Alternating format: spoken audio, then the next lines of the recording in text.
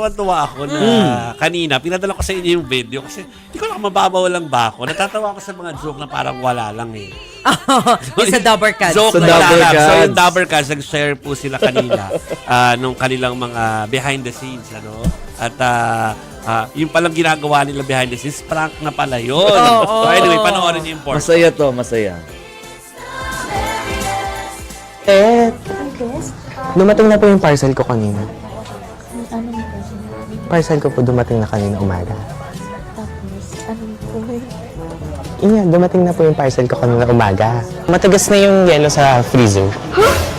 Matigas na yung yelo sa freezer. Yun nga, matigas na yung yelo sa freezer. Sabihin ko, friend. Yun nga. Sir Joey, nakainom na pala ako ng kape. Nakainom na po ako ng kape. Ayun lang. Mamaya ulit inom akong kape. Literal na SKL, no? Share ko lang. Share ko Share lang, ko SKL. lang. Oy, Oo. patented na yan, SKL show namin yan soon. Yeah. Okay. Pero Share ko sinasabi lang. ko lang na merong portion na namin pwede i-play ng buo kasi baka ano tayo, Hindi, tsaka ma-violation mahaba. tayo, mahaba. Yung kay May nakakatawa kasi parang wala lang. Parang di rin naman itinang, bakit ako sinasabihan ng ganito? Pero pag minsan, sa totoong buhay, guys, alam niya na minsan may mga kopisina tayo na may sinasabi na, Ano?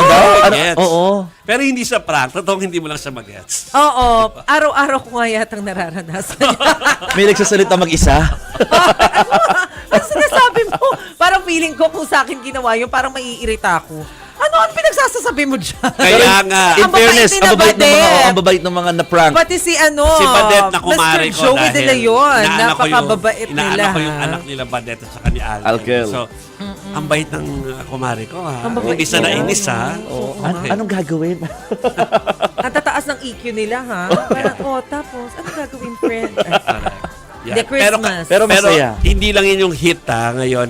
Hindi lang yun yung mga nagva-viral na mga videos ngayon habang naghihintay tayo ng Noche Buena o ng Kapaskuhan at Bagong Taon. Meron din yung yung Whitney Houston ba yan? Yung oo. ganon. Okay, so ginawa pala ng mga kaopisina natin yan, ano? At merong mga nasaktan.